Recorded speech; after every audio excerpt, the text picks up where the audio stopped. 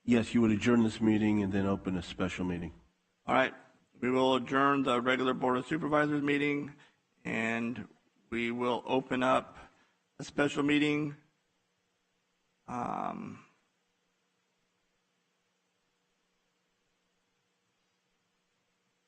We adjourn the regular Board of Supervisors meeting, and we will convene the special meeting of the Board of Supervisors. Get a roll call, please. Supervisor Canepa? Here.